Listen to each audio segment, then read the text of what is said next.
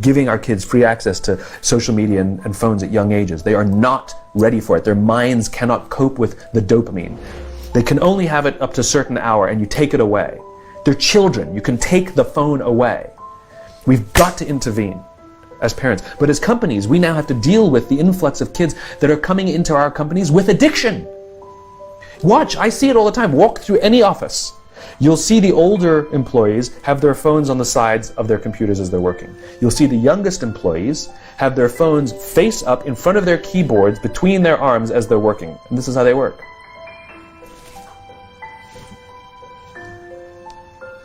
And the science is alarming. They did experiments on mice where they did the multitasking. They put flashing lights to mimic going from the computer to the cell phone, the computer to the cell phone to the TV.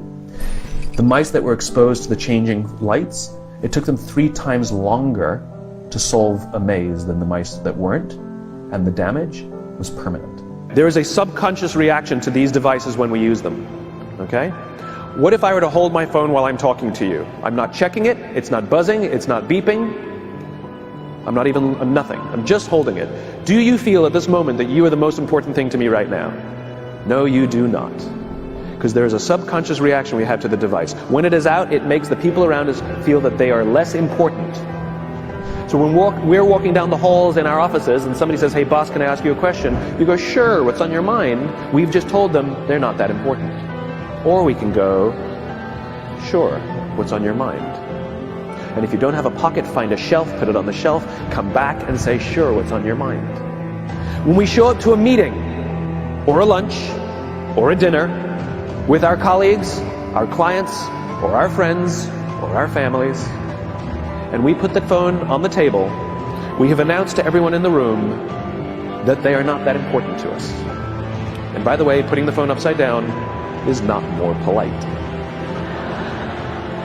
My favorite one is when the meeting or at a lunch with someone, that the phone will ring and the caller ID will pop up and they will go, I'm not going to get it.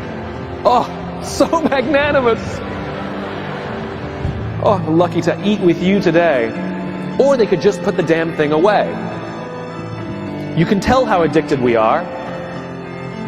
When somebody pulls out their phone when you're with them, how uncomfortable does that make us feel? You're walking down the street with someone, they pull their phone out. We feel stupid, so what do? We pull our phones out. We're so addicted. Somebody goes to the bathroom when we're at dinner, and what do we have to sit there by ourselves? God forbid we should look around the room for 5 minutes. We pull our phones out. Meetings. Awful. What do we do when a meeting happens, right? Everybody's sitting waiting for the meeting to start. Bob's running a few minutes late. Bob's here? Okay, start the meeting. Do you know when relationships are built? All that in between time.